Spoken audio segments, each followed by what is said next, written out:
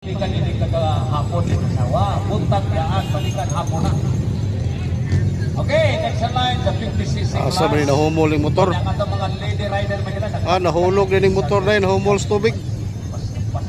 Di ganda mga puno. Oy, naday ni balikan tingnan. Usam ni motor ni Prince Kai. Itapik. Lubos sa ting.